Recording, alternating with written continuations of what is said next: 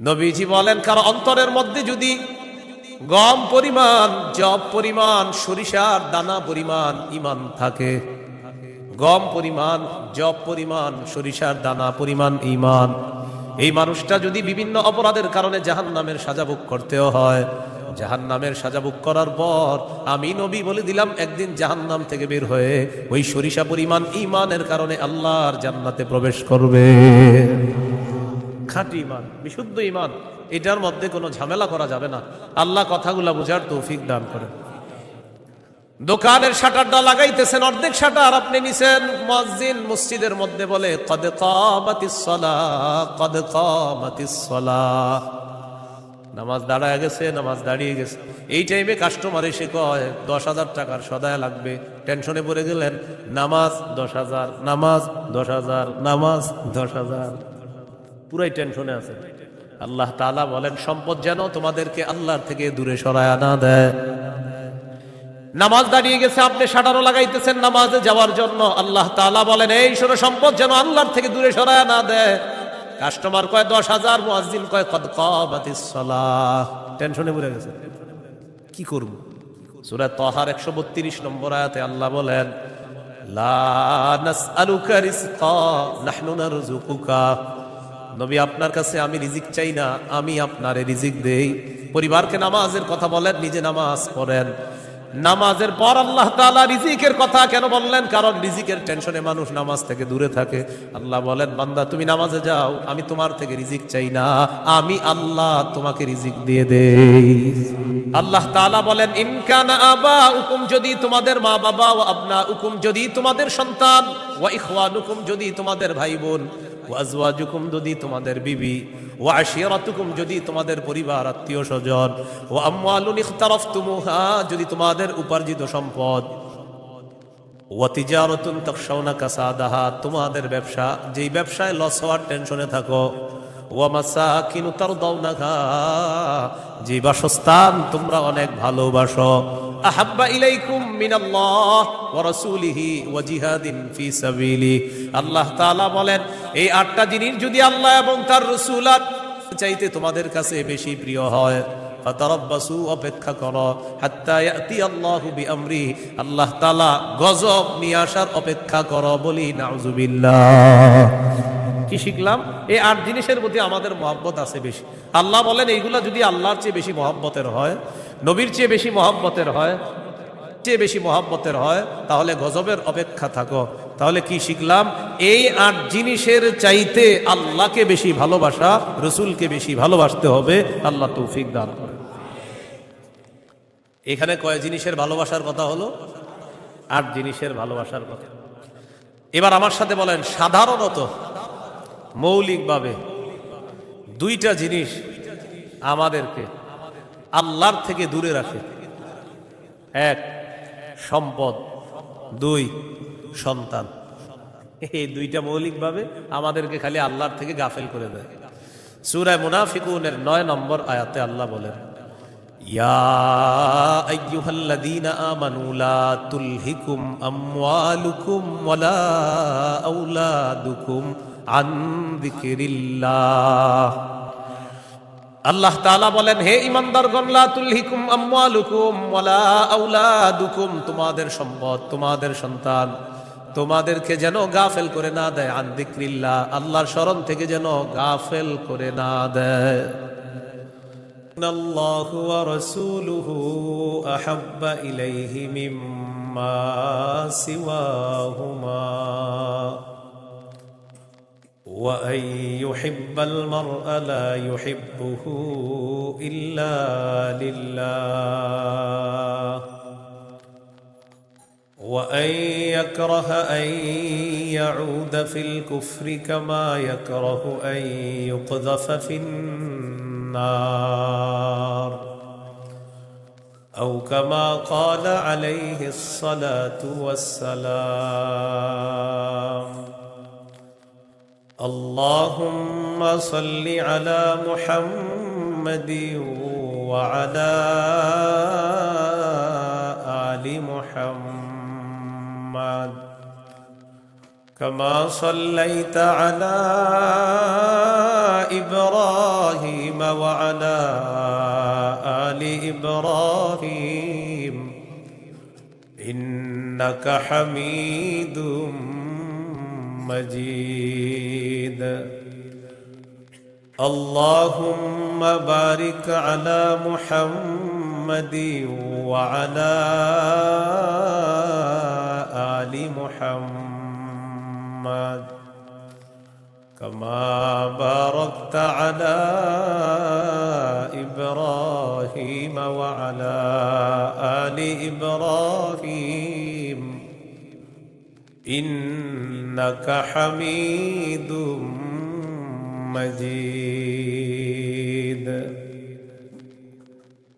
اللهم إني أعوذ بك من شر لساني ومن شر سمعي ومن شر بصري ومن شر مني ভাই বক্সের আওয়াজ কমান ভাই বক্সের আওয়াজ কমান জামিয়া মুহাম্মাদিয়া ইমদাদুল উলুম মাদ্রাসা গাজীপুর রওজাতুস সালিহাত মহিলা মাদ্রাসা গাজীপুরের উদ্যোগে হাফেজ ছাত্রদের পাগড়ি প্রদান উপলক্ষে ষষ্ঠ বার্ষিক ইসলামী মহাসম্মেলনের গুরুত্বপূর্ণ আলোচনা পেশ করবেন আল্লামা মুফতি মিজানুর রহমান সাঈদ, প্রতিষ্ঠাতা পরিচালক শায়েখ Zakaria Islamic research centre Dhaka, প্রধান পৃষ্ঠপোষক অত্র জামিয়া। আল্লামা মুফতি আজিম উদ্দিন দামাত বরকাতুহুল আলিয়া, শাইখুল হাদিস, জামিয়া নুরিয়া, কামরাঙ্গীরচর, ঢাকা। গুরুত্বপূর্ণ আলোচনা করবেন মাওলানা হাফিজুর রহমান সিদ্দিক, কুয়াকাটা, মুহতামিম জামিয়া তালিমিয়া মাদ্রাসা, আদর্শনগর, ঢাকা। মুফতি আব্দুল হালিম, মুফাসসিরে কোরআন, খুলনা। মুফতি উবাইদুল্লাহ বিন সাঈদ, ইমাম ও খতিব, 22 মাইল কেন্দ্রীয় জামে মসজিদ, কোনাবাড়ি, গাজীপুর। উপস্থিত হজরত উলামায়ে কেরাম, মুসলমান ভাইরা, আল্লাহ তাআলার দরবারে শুকরিয়া আদায় করছি। ভাই আওয়াজ বাড়ায় না, এক তো বক্সের আওয়াজ কমানোর পরে মাইক বাড়াইছেন, আবার বাড়ায় না, কমান আওয়াজ, কমান পরে বাড়ায়, আমার সময় যত পারেন কমান, আরো কমায় দেবেন। উপস্থিত হজরত, ঠিক আছে এবার, উপস্থিত হজরত উলামায়ে কেরাম, মুসলমান ভাইরা, আল্লাহ তাআলার দরবারে শুকরিয়া আদায় করছি। আল্লাহ আমাদেরকে এই মাহফিলে উপস্থিত হওয়ার তৌফিক দান করেছেন, বলি আলহামদুলিল্লাহ। আমি আপনাদের সামনে সূরাতুল বাকারার 256 নম্বর আয়াতে কারিমা থেকে কয়েকটি আয়াত তেলাওয়াত করলাম।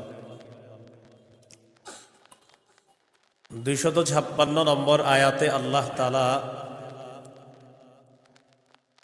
দ্বীনের ব্যাপারে আমাদেরকে দিক নির্দেশনা দিয়েছেন। লা ইকরাহা ফিদ্দীন, দিন গ্রহণ করার ক্ষেত্রে জোর করা যাবে না।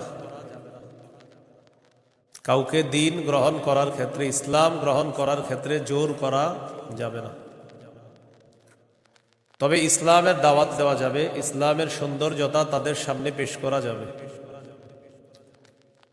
সূরা আলী ইমরানের 19 নম্বর আয়াতে আল্লাহ বলেন, ইন্নাদ-দীনা ইনদাল্লাহিল ইসলাম, নিশ্চয়ই দিন আল্লাহর কাছে ইসলাম। এটা হলো আয়াতের অনুবাদ। নিশ্চয়ই দিন আল্লাহর কাছে ইসলাম, মানে আল্লাহর কাছে একমাত্র দিন হলো ইসলাম। সূরা আলী ইমরানের 85 নম্বর আয়াতে আল্লাহ বলেন, وَمَن يَبْتَغِ غَيْرَ الْإِسْلَامِ دِينًا فَلَن يُقْبَلَ مِنْهُ, যে ব্যক্তি ইসলাম ছাড়া অন্য কোনো দিনকে গ্রহণ করে, অন্য কোনো কিছুকে দিন হিসাবে গ্রহণ করে, ফালাই ইউকবালা মিন, এটা তার থেকে গ্রহণ করা হবে না। কেউ যদি ইসলাম ছাড়া অন্য কোনো কিছুকে দিন হিসাবে গ্রহণ করে, এটা তার থেকে গ্রহণ করা হবে না, মানে ইসলাম ছাড়া অন্য কোনো দিন গ্রহণযোগ্য না। এটা অন্যকে দাওয়াত দিয়ে বোঝানো যায়।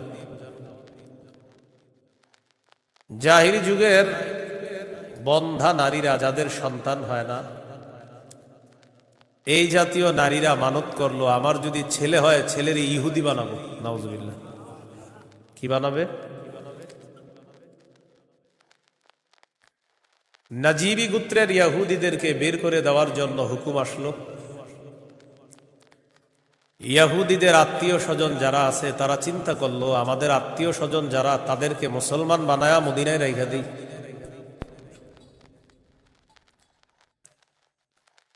হুসাইন আল আনসার নামে নবীর একজন সাহাবী, তিনি রসুল সাল্লাল্লাহু আলাইহি সাল্লামের কাছে গেলেন, গিয়ে বললেন, ইয়া রাসূলুল্লাহ, আমার দুজন পুত্র সন্তান খ্রিস্টান, আমি তাদেরকে যদি জোর করে মুসলমান বানিয়ে মদিনায় রেখে দিই। বাবা মুসলমান, সন্তান খ্রিস্টান। রাসূলুল্লাহ সাল্লাল্লাহু আলাইহি সাল্লামকে বললেন, আমি আমার দুই পুত্রকে যদি জোর করে মুসলমান বানিয়ে রেখে দেই,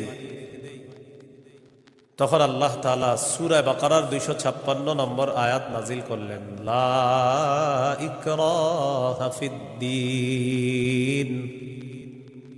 ইসলাম গ্রহণ করার ক্ষেত্রে জোর করা যাবে না।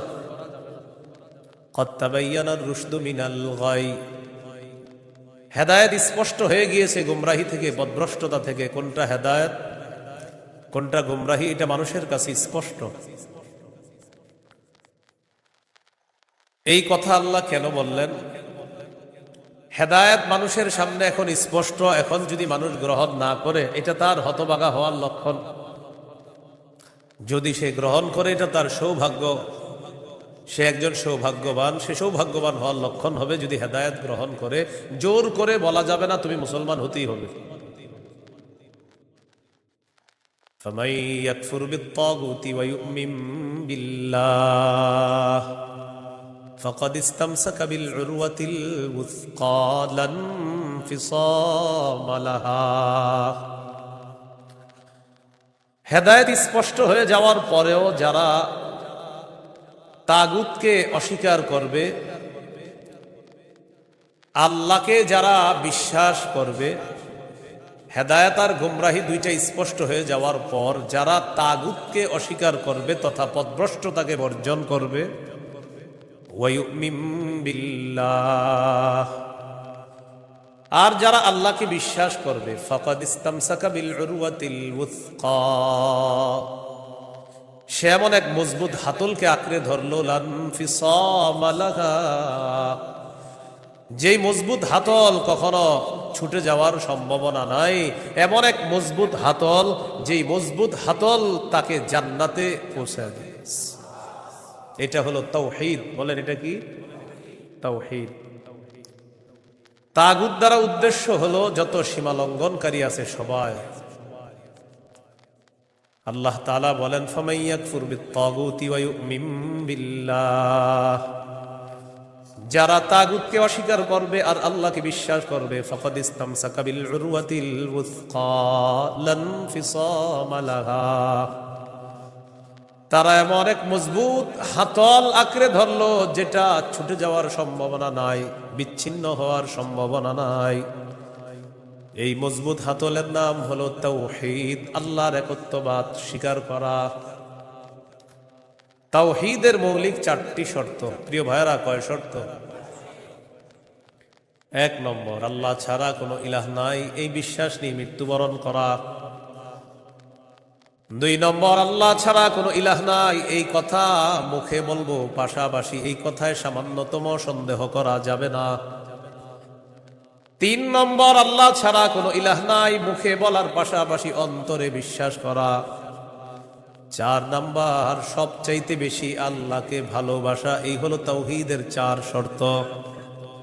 তাওহীদের কয় শর্ত? 1 নম্বর, আল্লাহ ছাড়া কোনো ইলাহ নাই এই বিশ্বাস নিয়ে মৃত্যুবরণ করা। 2 নম্বর, আল্লাহ ছাড়া কোনো ইলাহ নাই এই কথায় সন্দেহ করা যাবে না। 3 নম্বর, আল্লাহ ছাড়া কোনো ইলাহ নাই এটা মুখে বলা, অন্তরে বিশ্বাস করা। 4 নম্বর, আল্লাহকে সবচেয়ে বেশি ভালোবাসা। এই হলো তাওহীদের 4 শর্ত। বাইরের মাইকের আওয়াজ আবার বাড়াইছেন, ঠিক না? ওইটা কমান, ওইটাও কমান। আপনি পরে বাড়ান, আমার বয়ানটা একটু কমান না, সমস্যা নেই। বুঝেন আর মানে আমি এটা আপনার জন্য ভালো। আর বুঝেন এর কথা হলো ফাটাইতে হবে, বুঝতে হবে আমার মাইক এরকম এরকম। আমি তো বলছি না খারাপ, আমি বলছি খারাপ, আমি তো ভালোই বলছি। আমি বয়ান করে আমি সামনে দাওয়াত দিয়ে না রে তো মাইক লাগাইলে, কিন্তু বারবার মাহফিলে বলি মাইক কম হবে, ওই মাহফিলে দাওয়াত অটোমেটিক পাবেন, বেশি মাইক হবে আর দাওয়াত পাবেন না। তো যাই সব আমার বয়ানে মাইক কম থাকতে হবে, এটা আমি আলাদা বিষয়। মাইক যত কম হবে, যদি আবেদন করেন যে হুজুর মাইক 2টা, তো দেখবেন আর দাওয়াত আগে দিব আপনার। মাইক বেশি লাগাবেন আমার পাবেন না, সোজা হিসাব। মাইক কমাইতে হবে আমার বয়ানে কারো যেন কোনো ক্ষতি না হয়, মাথা রাখবেন। তাওহীদের 4টা শর্ত। 1 নম্বর, আল্লাহ ছাড়া কোনো ইলাহ নাই এই বিশ্বাস নিয়ে মৃত্যুবরণ করা। 2 নম্বর, আল্লাহ ছাড়া কোনো ইলাহ নাই এই কথায় সামান্য সন্দেহ করা যাবে না। 3 নম্বর, আল্লাহ ছাড়া কোনো ইলাহ নাই এটা মুখেও বলা, অন্তরে বিশ্বাস করা। 4 নম্বর, আল্লাহকে সবচেয়ে বেশি ভালোবাসা। 1 নম্বর শর্ত, আল্লাহ ছাড়া ইলাহ নাই এই বিশ্বাস নিয়ে মৃত্যুবরণ করা। সহিহ বুখারীর 26 নম্বর হাদিস। এই হাদিসের বর্ণনাকারী উসমান রাদিয়াল্লাহু তাআলা তিনি বলেন, عن عثمان رضي الله تعالى عنه قال قال رسول الله صلى الله عليه وسلم من مات وهو يعلم أنه لا إله إلا الله دخل الجنة।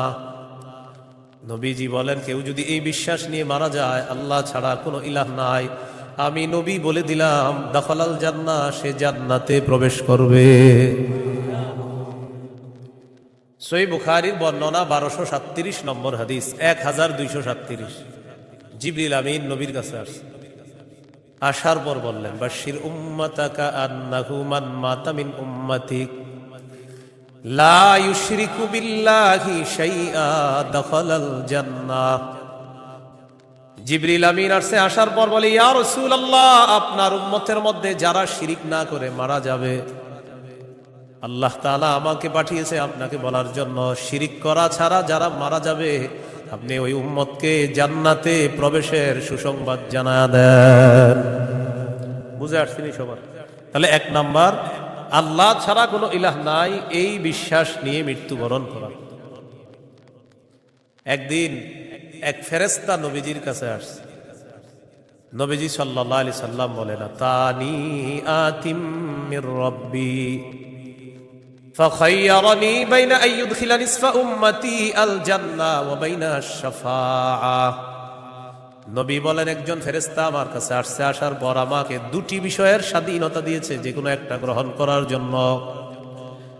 ফেরেশতা আমাকে বলল, হাবিব, আপনি যদি চান আপনার অর্ধেক উম্মত আপনি জান্নাতে নিতে পারবেন, আর যদি চান আপনি সুপারিশ করতে পারবেন, তবে 2টি গ্রহণ করা আপনার জন্য। এই সুযোগ আপনি পাবেন না, যে কোনো একটি গ্রহণ করতে হবে। হয়তো অর্ধেক উম্মত জান্নাতে নিবেন, না হয় আপনি সুপারিশ গ্রহণ করবেন। আমাদের নবী বলেন, ইখতারতুশ শাফাআ, আমি সুপারিশ করাটাই আল্লাহর থেকে গ্রহণ করে নিলাম। বলেন তবে, বলেন সবাই বলেন তবে। এই সুপারিশ শুধু তারাই পাবে যারা শিরিক করবে না।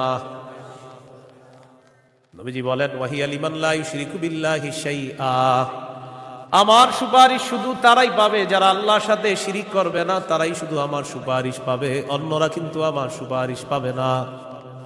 সহিহ বুখারীর বর্ণনা 99 নম্বর হাদিসে আল্লাহর নবীর সাহাবী আবু হুরায়রা রাদিয়াল্লাহু তাআলা আর নবীকে প্রশ্ন করলেন, মান আসআদুন নাসি বিশাফাআতিকা ইয়াউমাল কিয়ামাতি ইয়া রাসূলুল্লাহ। হুজুর, কিয়ামতের ময়দানে আপনার সুপারিশের মাধ্যমে কোন ব্যক্তি সবচেয়ে সৌভাগ্যবান হবে আমাকে একটু বলেন। নবীজি বললেন, আবু হুরায়রা, আমি জানতাম তোমার আগে এই প্রশ্ন আমাকে কেউ করবে না। লিমা রাআইতু মিন হিরসিকা আলাল ইলম, ইলমের প্রতি তোমার যে আগ্রহ, বিদ্যার প্রতি তোমার যে আগ্রহ, আমি জানতাম তোমার আগে এই প্রশ্ন আমাকে কেউ করবে না, তুমি যে প্রশ্নটা করছিস। তো যেহেতু তুমি প্রশ্নটা করেই ফেলছো, উত্তরটা নাও।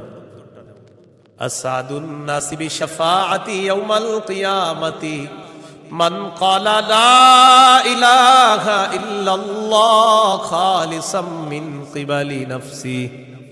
কোন ব্যক্তি যদি দিল থেকে বলে লা ইলাহা ইল্লাল্লাহ, আর এই বিশ্বাস নিয়ে যদি মারা যায়, কিয়ামতের ময়দানে আমার সুপারিশের মাধ্যমে এই ব্যক্তি সবচাইতে সৌভাগ্যবান বান্দা হয়ে যাবে।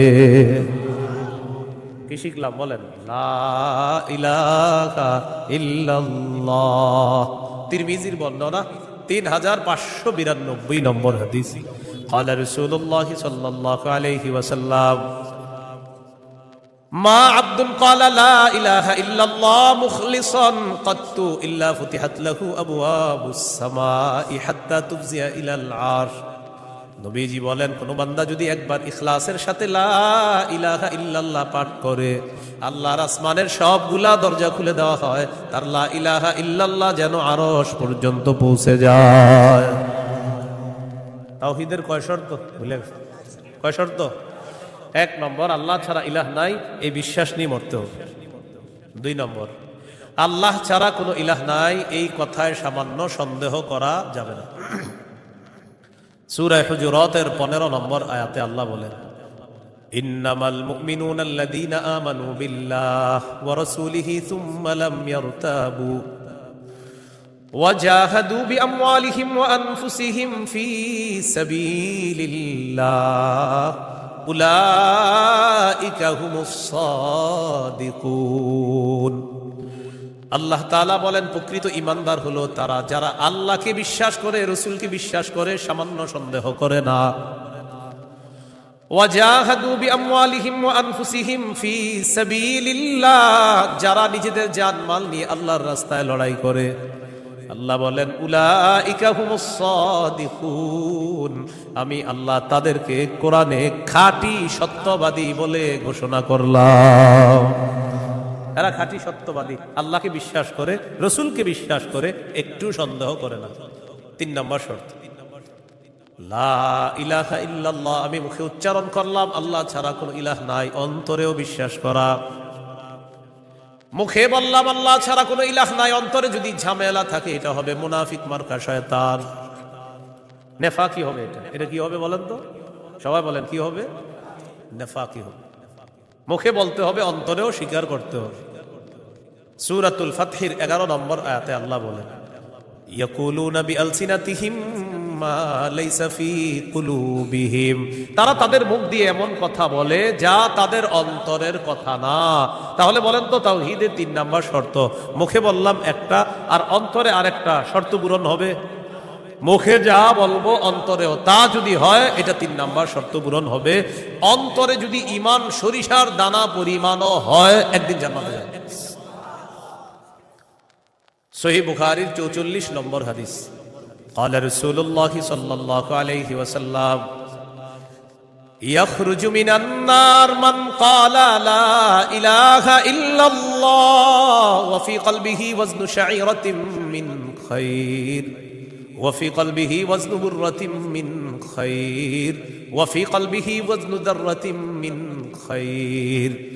নবীজি বলেন, কারো অন্তরের মধ্যে যদি গম পরিমাণ, জব পরিমাণ, সরিষার দানা পরিমাণ ঈমান থাকে, গম পরিমাণ, জব পরিমাণ, সরিষার দানা পরিমাণ ঈমান, এই মানুষটা যদি বিভিন্ন অপরাধের কারণে জাহান্নামের সাজা ভোগ করতেও হয়, জাহান্নামের সাজা ভোগ করার পর আমি নবী বলে দিলাম, একদিন জাহান্নাম থেকে বের হয়ে ওই সরিষা পরিমাণ ঈমানের কারণে আল্লাহর জান্নাতে প্রবেশ করবে। খাঁটি ঈমান, বিশুদ্ধ ঈমান, এটার মধ্যে কোনো ঝামেলা করা যাবে না। আল্লাহ কথাগুলা বোঝার তৌফিক দান করেন। 4 নাম্বার শর্ত, সবচেয়ে বেশি আল্লাহকে ভালোবাসো। বলেন কাকে ভালোবাসো? সবাই আমার সাথে বলেন, সাধারণত বলেন। আমরা 8টি জিনিসকে বেশি ভালোবাসি। 8 জিনিসের প্রতি আমাদের মহাব্বত খুব বেশি। এই 8 জিনিসের চাইতেও আল্লাহকে, রসুলকে বেশি ভালোবাসতে হবে। কয় জিনিসের প্রতি টান আছে বেশি? 8 জিনিসের কথা আল্লাহ বলছে সূরা তাওবা 24 নম্বর আয়াত। আমি প্রথম আয়াতটা পড়ি, এরপর অনুবাদ করব, আমরা সবাই বলব। আল্লাহ তাআলা বলেন, কুল ইন কানা আবাউকুম ওয়া আবনাউকুম ওয়া ইখওয়ানুকুম ওয়া আজওয়াজুকুম ওয়া আশীরাতুকুম وأموال اقترفتموها وتجارة تخشون كسادها ওয়া মাসাকিনু তারদাউনাহা আহাব্বা ইলাইকুম মিনাল্লাহি ওয়া রাসূলিহি ওয়া জিহাদিন ফি সাবিলিহি ফাতারাব্বাসু হাত্তা ইয়াতিয়াল্লাহু বিআমরি। কত?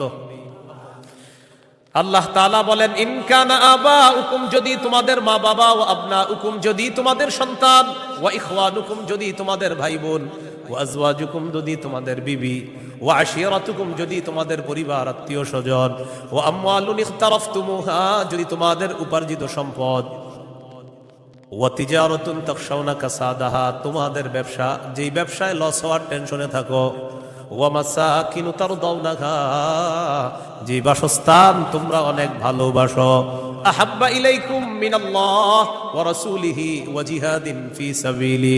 আল্লাহ তাআলা বলেন, এই 8টা জিনিস যদি আল্লাহ এবং তার রাসূল আর চাইতে তোমাদের কাছে বেশি প্রিয় হয়, ফাতারাব্বাসু, অপেক্ষা করো, হাত্তা ইয়াতি আল্লাহু বিআমরি, আল্লাহ তাআলা গজব নিয়ে আসার অপেক্ষা করো। বলি নাউযুবিল্লাহ। কি শিখলাম? এই 8 জিনিসের প্রতি আমাদের মহব্বত আছে বেশি। আল্লাহ বলেন, এইগুলা যদি আল্লাহর চেয়ে বেশি মহব্বতের হয়, নবীর চেয়ে বেশি মহব্বতের হয়, তাহলে গজবের অপেক্ষা থাকো। তাহলে কি শিখলাম? এই 8 জিনিসের চাইতে আল্লাহকে বেশি ভালোবাসা, রসুলকে বেশি ভালোবাসতে হবে। আল্লাহ তৌফিক দান করেন। এখানে কয় জিনিসের ভালোবাসার কথা হলো? 8 জিনিসের ভালোবাসার কথা। এবার আমার সাথে বলেন, সাধারণত মৌলিকভাবে 2টা জিনিস আমাদেরকে আল্লাহর থেকে দূরে রাখে।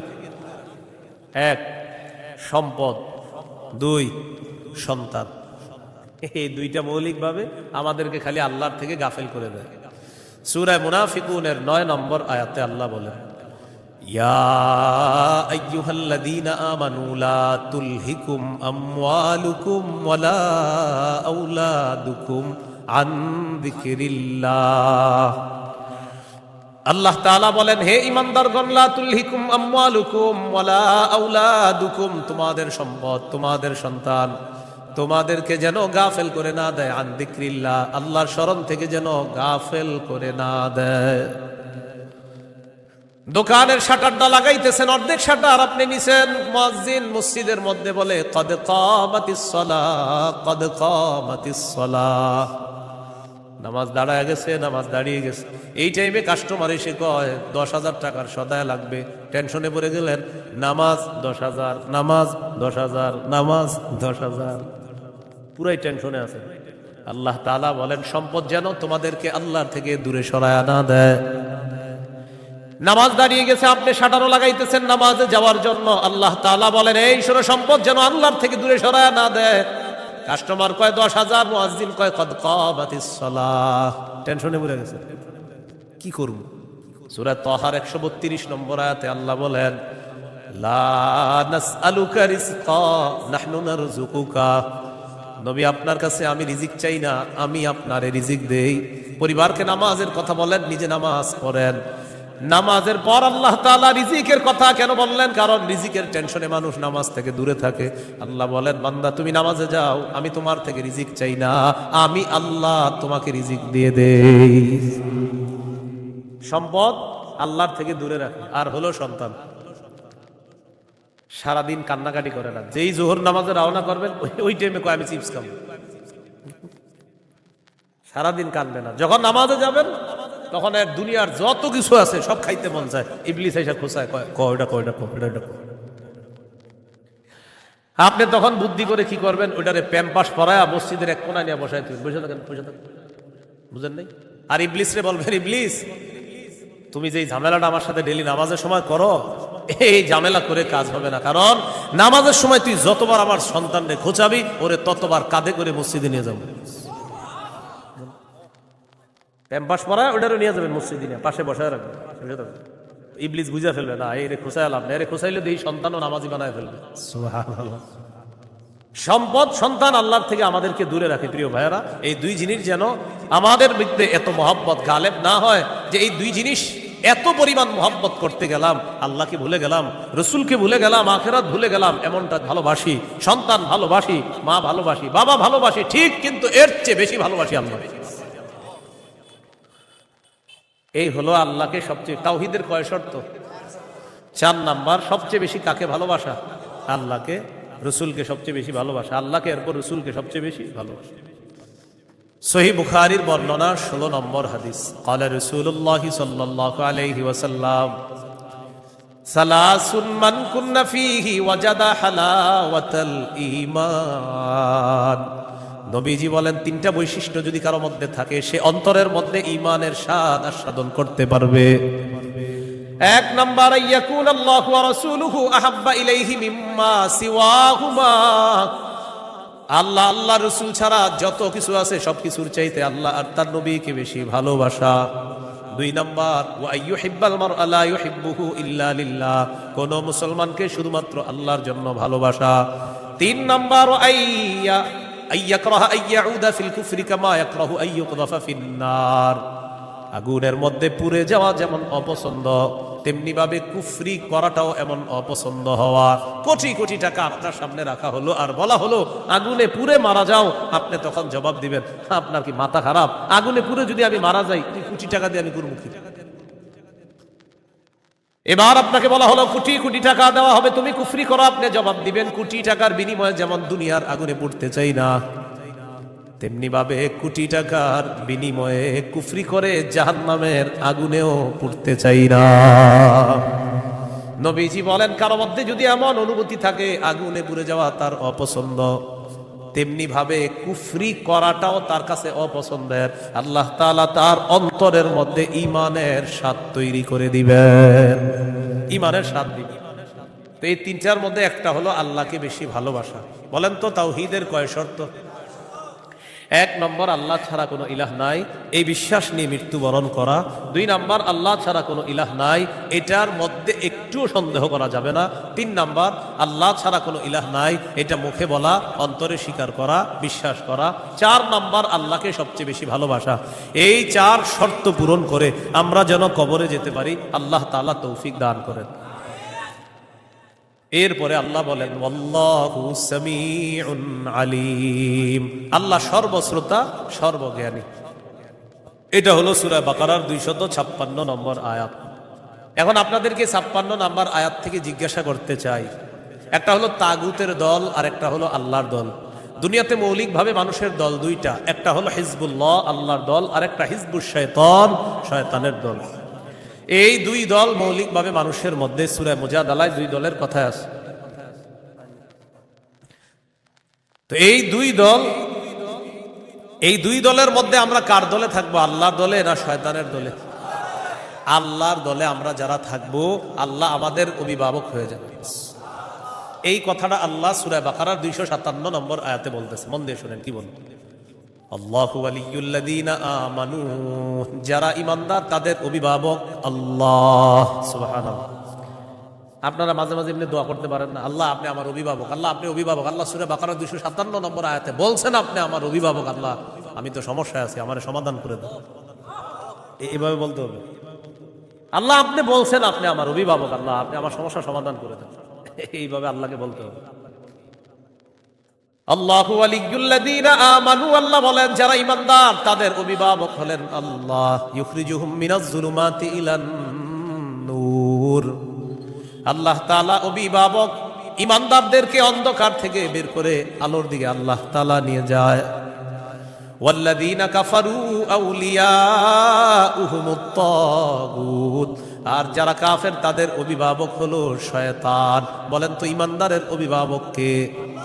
কাফেরের অভিভাবক কে? উলাইকা আসহাবুন নারি হুম ফিহা খালিদুন। আল্লাহ বলেন যারা তাগুতের অনুসারী তারা চিরস্থায়ীভাবে জাহান্নামে থাকবে। বলি নাউজুবিল্লাহ। তাগুত বলা হয় যত সীমা লঙ্ঘনকারী আছে জালেম, সব তাগুত। এই তাগুত এটা পুরুষ হোক আর মহিলা হোক, এই তাগুত যারা এরা জালেম অথবা জালেমা, সব তাগুত। তবে কষ্টের বিষয় আর দুঃখের বিষয়, আমরা বারবার এক তাগুত ছেড়ে আরেক তাগুতকে ধরি। এক তাগুত ছেড়ে আরেক তাগুতকে কি করি? ধরি। কেন ধরি জানেন? বৃষ্টি থেকে বাঁচার জন্য ঝর্ণা নিচে এসে দাঁড়ায়। আর কি কোথায় দাঁড়াই? বাঁচার জন্য কি থেকে কোথায় এসে দাঁড়াই? এক তাগুতকে ছেড়ে আরেক তাগুত ধরা, মানে বৃষ্টি থেকে বাঁচার জন্য ঝর্ণার নিচে এসে দাঁড়ায়। ভাই কি ঘটনা লাগে? ঝর্ণার নিচে কেন? আর বললেন না বাইরে বৃষ্টি, তো এন কি এই জন্য মনে রাখবেন, শত্রু এটা কখনো বন্ধু হবে না। এরে আপনি যতই মনে করেন বন্ধু, এই শত্রু সব সময় শত্রু। সূরা মাঈদার 51 নম্বর আয়াতে আল্লাহ বলে দিয়েছেন। এবার আল্লাহ তাআলা কি বলে দেখেন, সূরা বাকারার 257 নম্বর আয়াত গেল, 258 নম্বর আয়াতে আল্লাহ তাআলা এবার আমাদের আকীদা বিশুদ্ধ করবে। কি বিশুদ্ধ করবে বলেন তো? দুনিয়াতে আমাদের অভিভাবক কে? বেঁচে আছি কে বাঁচিয়ে রাখছেন? মৃত্যু দিবেন কে? মৃত্যুর পর জীবিত করবেন কে? এই আকীদাটা এখন আল্লাহ তাআলা সংশোধন করবে যে শোনো, আমি তোমাদেরকে বাঁচিয়ে রাখছি, মৃত্যুর পর আমি জিন্দা করব, কিন্তু এখানে কোনো সন্দেহ করবা না। এই আকীদা 258, 259, 260 এই 3 আয়াতের মধ্যে আল্লাহ আমাদেরকে আকীদা দিয়ে দিবেন, দুনিয়াতে যেমন তোমাদেরকে রাখছি আমি, আখিরাতেও তোমাদেরকে আবার পুনরুত্থান করব, এই ক্ষমতাও আমি আল্লাহর। সূরা বাকারা 258, 259, 260 দেখেন কি বলে, ألم تر إلى الذي حاج إبراهيم في ربه أن آتاه الله الملك إذ قال إبراهيم ربي الذي يحيي ويميت قال أنا أحيي وأميت قال إبراهيم فإن الله يأتي بالشمس من المشرق فأت بها من المغرب فبهت الذي كفر والله لا يهدي القوم الظالمين।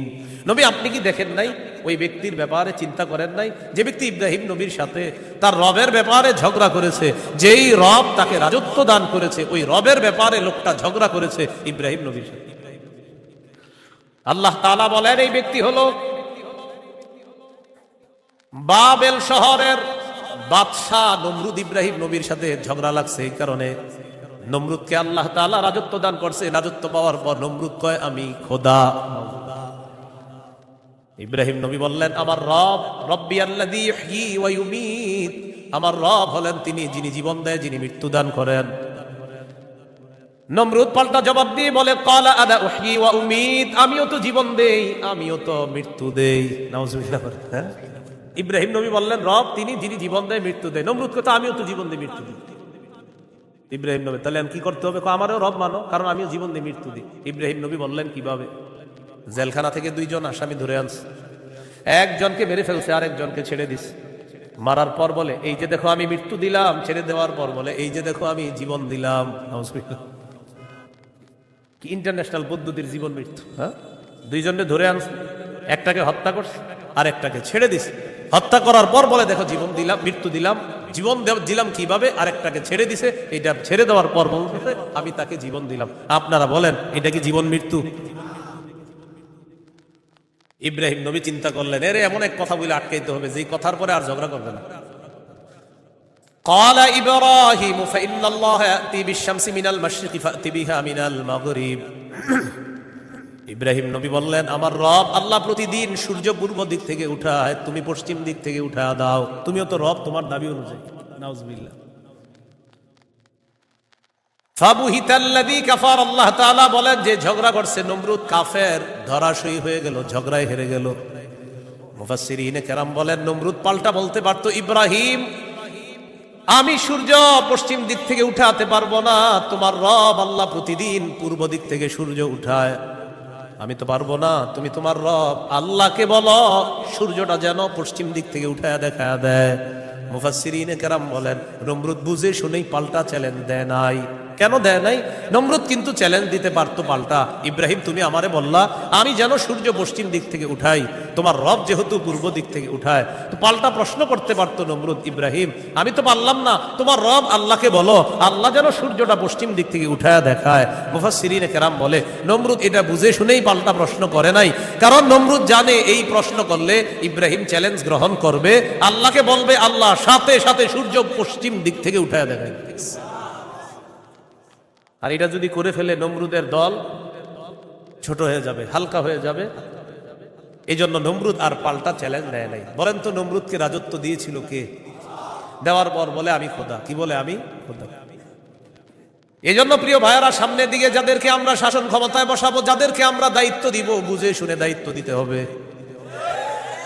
কি শুনে? বলে আমার সাথে প্রতিদিন 2 রাকাত অতিরিক্ত নফল নামাজ পড়ব, পড়ার পর তিনটা দোয়া করব। এক নাম্বার, আল্লাহ, বলেন আল্লাহ, কিয়ামতের আগে বাংলাদেশে আর কোন নারী প্রধান চাই না।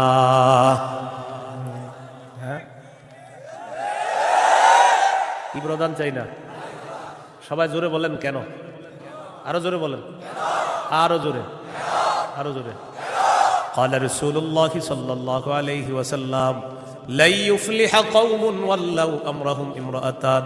নবীজি বলেন ওই জাতি কিছুতেই কখনোই সফল হবে না যেই জাতি তাদের নেতৃত্বে কোনো নারীকে বসায়া দেয়। আপনি বুঝেন আর না বুঝেন, আমার নবীর কথা সঠিক। তো এই জন্য এই একটা বিষয় দোয়া করবেন। 2 নাম্বার দোয়া, বলেন আল্লাহ, মরার আগে বাংলাদেশে শরিয়া আইন দেখে যেতে চাই। কি আইন? দেয়ালে দেয়ালে লিখে দিবেন শরিয়া আইন চায় না তারা। বলেন কোন না কোন অপরাধে অপরাধী যারা, বলেন আমার সাথে, শরিয়া আইন চায় না তারা, কোন না কোন অপরাধে অপরাধী যারা। চোর শরিয়া আইন চাইবে না, হাত কাটা যাবে।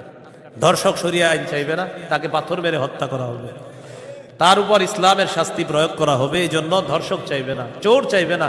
আমাদের দেশে যদি আসলে শরিয়া আইন চালু হয়, বিগত দিনের শুধু চুরির বিচার করতে করতে সুপ্রিম কোর্ট, হাইকোর্টের বিচারপতিরা ক্লান্ত হয়ে যাবে।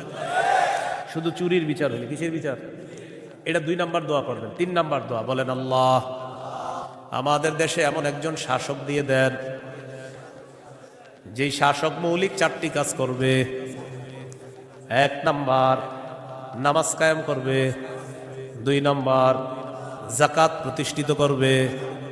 3 নাম্বার, সৎ কাজের আদেশ করবে। 4 নাম্বার, অসৎ কাজের নিষেধ করবে। সবাই বলেন দলিল, বলেন দলিল। সূরা হজ 41 নম্বর আয়াত। কোন সূরা? কত নম্বর আয়াত? এই আয়াতে আল্লাহ বলেন আল্লাযীনা ইম্মাক্কান্নাহুম ফিল আরদি আকামুস সালাহ ওয়া আতাউয যাকাতা ওয়া আমারু বিল মারুফি ওয়া নাহাউ আনিল মুনকার। আল্লাহ তাআলা বলেন আমি যাদেরকে দুনিয়ার শাসন ক্ষমতায় বসাই তাদের মৌলিক কাজ হবে 4টা। 1 নাম্বার, আকামুস সালাহ, তারা রাষ্ট্রীয়ভাবে নামাজ কায়েম করতে হবে। রাষ্ট্রের প্রত্যেকটা নাগরিক যেন নামাজ পড়ে, এই দায়িত্ব পালন করতে হবে। 2 নাম্বার, ওয়া আতাউয যাকাত, যাকাতের বিধান রাষ্ট্রীয়ভাবে চালু করতে হবে। আমাদের দেশে যদি রাষ্ট্রীয়ভাবে যাকাতের বিধান চালু হয়ে যায় আর সব ধনীরা যদি 1 বছর যাকাত আদায় করে, কয় বছর? ওই বছর সুদ বলবে যাকাত তুমি ভালো থেকো, আমি সুদ বিদায় নেই। কয় বছর? 1 বছর যদি যাকাত যারা দেয়, এরা যদি দেয়, সুদ বলবে যাকাত তুমি থাকো, আমি চলে যাই, কারণ আমার আর থাকার জায়গা নাই। বলেন আমার সাথে, সুদে ফকির আরো ফকির হয়, যাকাতে ফকির আরো ধনী হয়। দলিল ইবনে মাজাহ 2279 নম্বর হাদিস। আবার বলেন, বলেন সুদে ফকির আরো ফকির হয়, যাকাতে ফকির ধনী হয়। বলেন আমাদের এই রাষ্ট্র সুদ ভিত্তিক হওয়ার কারণে এখন আমরা সবাই মোটামুটি ভিক্ষুক, কারণ আমাদের প্রত্যেকের মাথা পিছু 1,07,000 টাকা ঋণ। তো আপনি কোথায় ধনী? সুদের শেষ পরিণতি ভিক্ষা। এটা আপনার যদি বুঝে না আসে, কিছু করার নাই।